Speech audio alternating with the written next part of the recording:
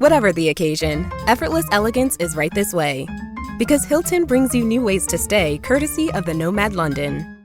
And it doesn't stop at award-winning dining in a space draped in velvet and illuminated by vintage chandeliers. No, this day goes beyond with unparalleled personalized service and attentive hospitality. Oh, and did we mention the Nomad London can be booked using your Hilton Honors points at Hilton.com? Hilton, for the stay. Now, it's Everything is Golden on the Red Apple Podcast Network. Here is your host, James Golden, a.k.a. Bo Snerdley. Welcome to Everything is Golden, episode 3. I guess if we're going to pick a title for this episode, we should call it, Baby, It's Hot Out There. Heat waves are continuing to ramp up across the United States of America. You know what the Washington Post said about that last Friday? They said the heat waves are causing more of you and me, to burn fossil fuels, which is the exact thing that, of course, the left hates. Fossil fuels, remember, are the enemy. As temperatures have soared, so has the consumption of natural gas burned for the electricity needed to run air conditioners across most of the northern hemisphere, not just the United States. But in the United States, the record has been broken twice for summertime consumption of gasoline. It could also break again in coming days because it is hot out there. Heat waves and air conditioners. Last year, nearly a fifth of the world's increase, according to the Washington Post, in carbon dioxide emissions came from increased energy demands during extreme weather. And if you look at the maps, oh my goodness, you see swaths of purple, swaths of red all across the United States. How hot is it?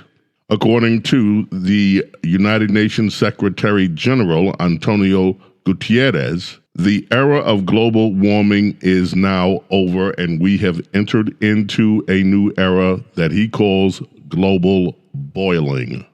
The Secretary of the United Nations, yes, is blaming you. He's blaming you, he's blaming me, he's blaming us, we human beings. We are the ones responsible for quote-unquote unbreathable air and, in his words, unbearable heat. Two things, unbreathable air and unbearable heat.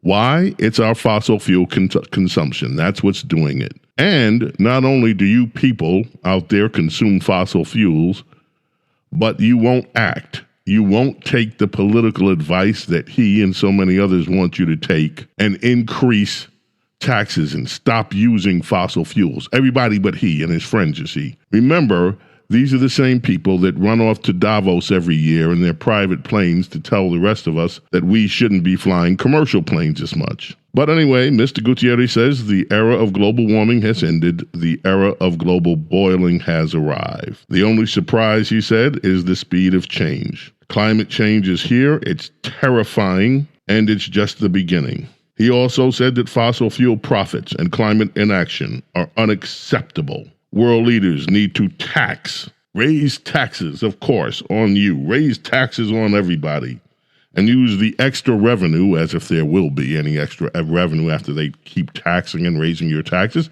But anyway, use that extra revenue to fight climate change. Yeah, we hear that all the time. We're going to fight climate change. What does that actually mean? Well, I do have some examples, by the way, of things that people are doing to offset high temperatures, but we will get to that. Meanwhile, figures compiled by the Centers for Disease Control and Prevention found that there are more than 1,400 cases of dengue fever. That was in 2019, but that was up nearly 170% compared to the annual tally over what had gone on 8 years before. Dengue fever, mosquito-borne virus. What does that have to do with climate? Well, it's hot, and mosquitoes, tropical climates. That's why.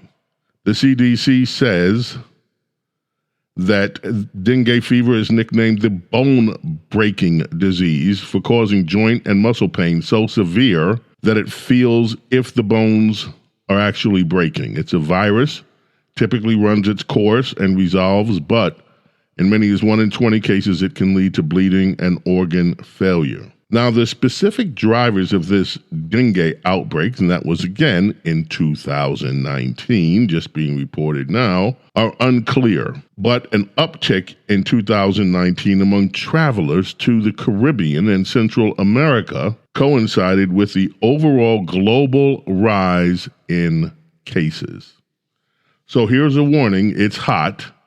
Be careful of the mosquitoes. Be careful of the dengue disease. Phoenix, I said there are some things that we can do about global warming. I am going to get to that people say they can do about global warming. I'm going to get to those. But there is more news about the heat. First, Phoenix is bringing in refrigerated morgues to prepare for the influx that they say is coming of heat-related deaths. In Phoenix, temperatures have risen above 110 degrees. In some places in the Southwest, the temperatures have reached as high as 108 degrees, according to officials in Phoenix. And Phoenix officials also say 25 people so far, this was as of last weekend, have died of the heat. So, in Maricopa County, where they can't get the vote straight, they are bringing in refrigerated containers as backup storage for bodies as the city of Phoenix and Maricopa County continue to deal with soaring temperatures that have for days and days been above 110 degrees. You know, when it used to get this hot, when I was growing up, we had a term for it. We had a name for it. It's called summertime. But hey, that was then. Get into your body's vitals with the Vitals app on Apple Watch. I wanna get into my body and let my skin do the talking. I wanna feel like I'm myself again. The Vitals app tracks key overnight metrics so you can spot changes in your health before you feel them. The Vitals app on Apple Watch. iPhone XS or later required. The Vitals app is for wellness purposes only and not for medical use. I wanna get into my body. Finding a new job is stressful. But with Indeed, it doesn't have to be. Just fill out your Indeed profile with your skills, experience, and desired salary. The more you fill out, the better your matches will be. And hearing from hiring managers will be 2 times more likely. Relax. That's your Indeed profile sending opportunities your way. Indeed, the world can work better. Ryan Reynolds here from Mint Mobile. With the price of just about everything going up, we thought we'd bring our prices down. So to help us, we brought in a reverse auctioneer, which is apparently a thing. Mint Mobile Unlimited Premium Wireless. How to get 30, 30, bit to get 30, bit to get 20, 20, 20, bit to get 20, 20, bit to get 15, 15, 15, 15, just $15 a month? Sold! Give it a try at mintmobile.com/switch. Upfront payment of $45 for 3-month plan, equivalent to $15 per month required. New customer offer for first 3 months only. Speed slow after 35 gigabytes if network's busy. Taxes and fees extra. See mintmobile.com. Now, New Yorkers, get ready. Con Edison is trying to prepare you for an electric bill shock. New Yorkers will face another costly burden as sizable spikes in their gas and electric bills are set to take place when? In August. Con Edison, the utility company responsible for providing energy to 10 million people in New York City, Westchester County, has justified their decision to raise rates. They did an interview with Fox News, Fox Digital, and they said that they're very aware of the burdens that their rate increases are going to put on customers who are struggling to pay their bills. Under the new rate plan, the average resident of New York would see a $14.44 increase, 9.1% to their monthly bill. But those rates are gradually going to get larger, meaning that customers will be paying an additional $7.20 on top of that starting in January 24 and even more in 2025. This is all going on because Con Edison says they have to transition away from fossil fuels. So they're charging you more for your fossil fuels so that they can transition away from fossil fuels into green energy. See how that works? You're going to pay more for fossil fuels because they don't want to use fossil fuels. So you're going to be doing more green energy, but still you're going to pay more for the fuels that you're already getting. Now, some people are complaining. One woman says she feels bad for her parents. They pay over $800 a month. Her mom would like to retire, but she can't.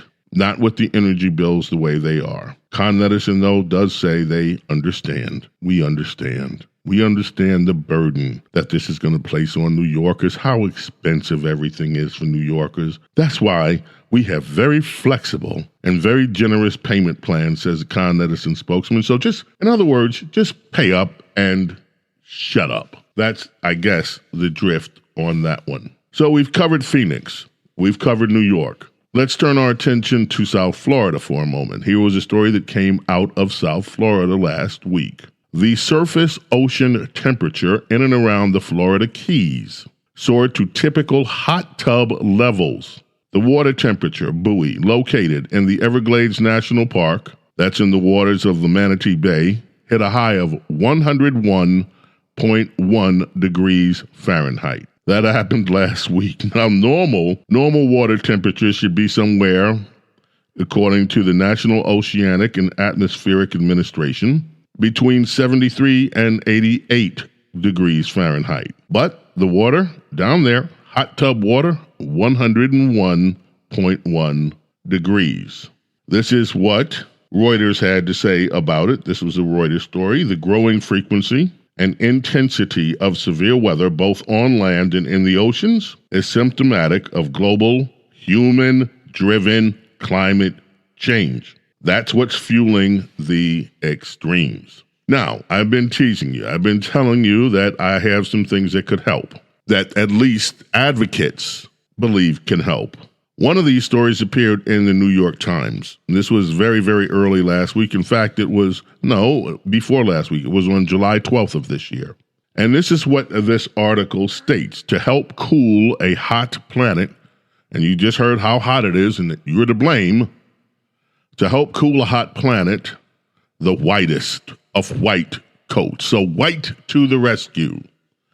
Scientists, says the New York Times, at Purdue have created a white paint that, when applied, can reduce the surface temperature on a roof and cool the building beneath. There is a professor of mechanical engineering at Purdue University who says he didn't set out to make it into the Guinness World Records when he began trying to make a new type of paint. He had a loftier goal, to cool down buildings without torching the earth.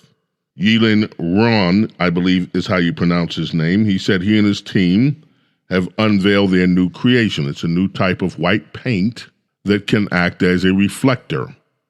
It bounces 95% of the sun's rays away from the Earth's surface, up through the atmosphere, and throws it into deep space. A few months after they announced that, they announced another breakthrough, a more potent formula that increases sunlight reflection to 98%. The paint's properties are almost superheroic. It can make surfaces as much as 8 degrees Fahrenheit cooler than ambient air temperatures at midday, and up to 19 degrees cooler at night. Can reduce temperatures inside buildings, decrease air conditioning needs by as much as 40%. It is cool to the touch. Even you touch this under a blazing sun, Dr. Ron says, and supposedly is cool. Unlike air conditioners, the paint doesn't need any energy to work. It doesn't warm the outside air.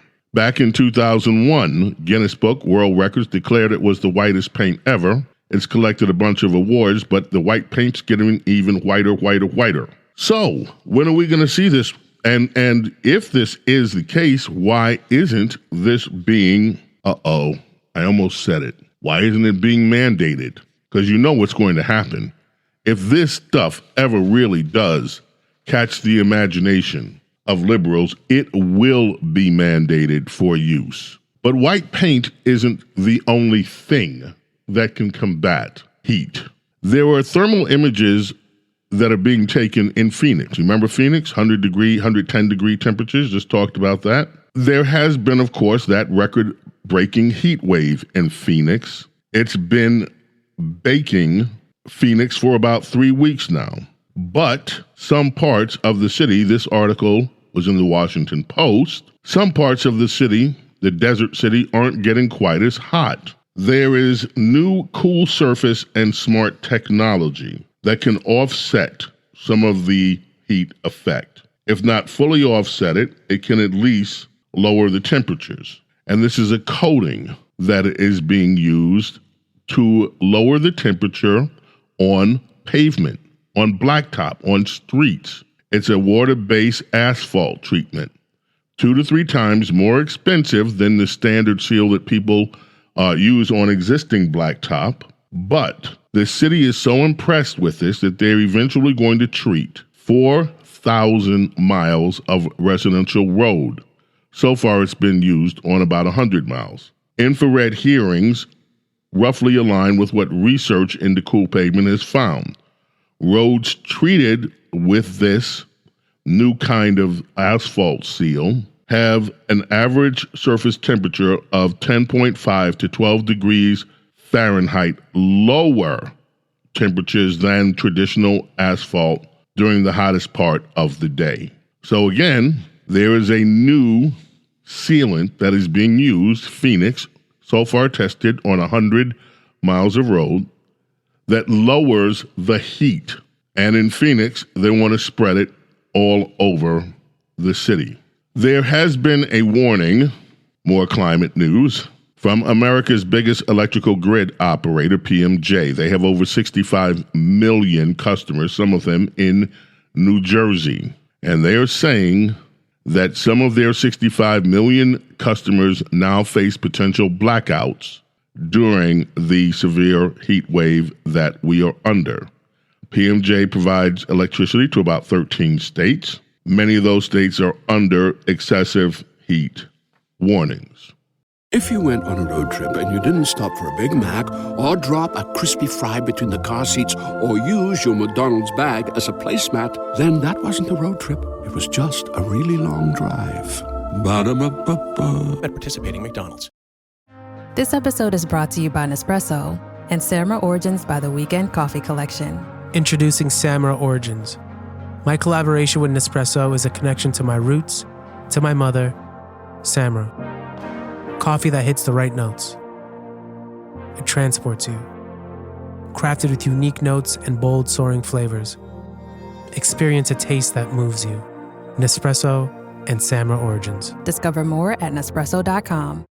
We off? 30 seconds of carefree bliss. Oof, like wind in your hair carefree. Oh, like using Clorox Disinfecting All-Purpose Cleaner in the home carefree. Yes. Like dog slobbing on the coffee table and cleaning it with Clorox Carefree? He's on a roll now. Spit toothpaste on the faucet? You got it. You got it. Peanut butter on the light switch. Oh, spritz, spritz. Spritz, spritz. Clorox, man. Clean feels good. Okay, we're back. Use as directed. Other climate news, my friends. The U.S. climate movement apparently may be facing a bit of trouble. This story, I believe, is in the New York Times. I believe, yes, it was. The American climate movement may be careening toward a breaking point.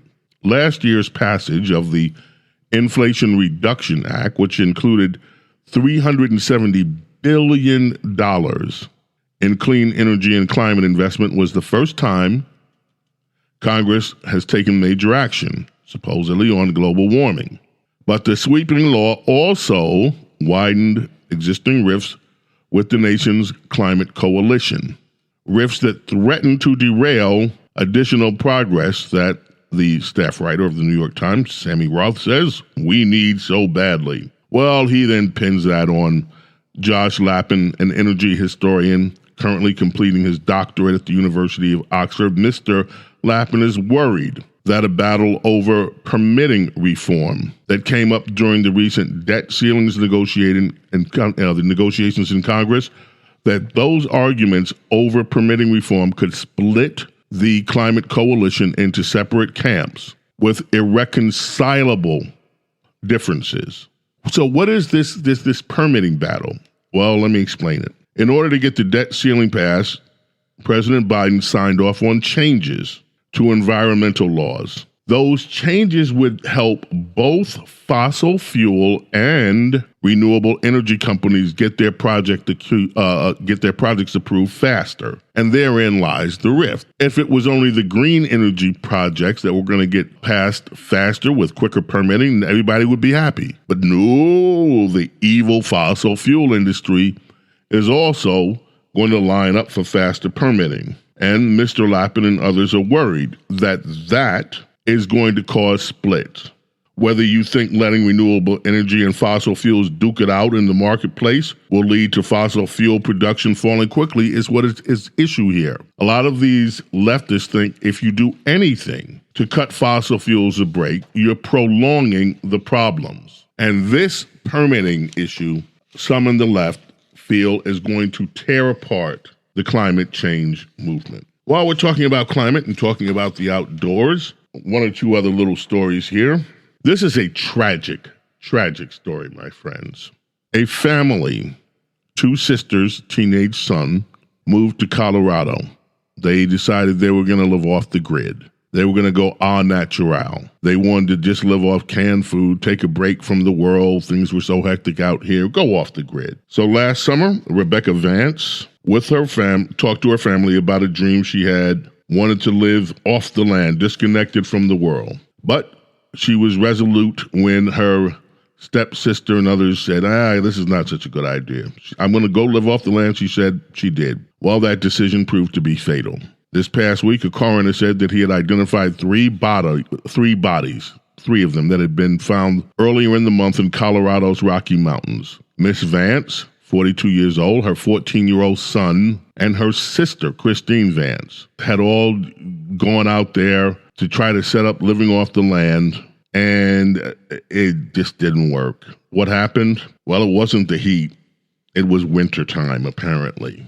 They lived off the grid. They survived on canned food. They sheltered in a tent, but the winter was harsh. And in the extreme winter weather, they were malnourished and couldn't make it. Now, these are not dumb people. Apparently, Miss Vance was pretty smart, and the family was pretty smart. But I'm going to tell you something. This just goes to show you. The only thing found, by the way, a hiker found one of the bodies, and then authorities arrived the next day. That was in July, found one of the bodies, and found the other 2. They were so badly decomposed they couldn't be identified at first. They had a little shelter set up. The only food at the shelter was a single package of ramen noodles. Weather and living, it sounds good. I'm going to live off the grid. Unless you know what you're doing, unless you are trained to live off the grid, that can be a very, very difficult thing. Now, speaking of outdoors, NBC News being slammed for a report that Black people need safe spaces to camp across the country. They have to have designated safe spaces. Why? Because they need to avoid the trauma that would come if they're camping and they come across white people who might have Trump flags. This was actually a report they did. Black people need safe spaces to camp in because they might, if they're out in the great outdoors, be traumatized beyond belief if they run into some white folks that have Trump flags. What can you say? NBC. One last story. This was reported by the Daily Caller.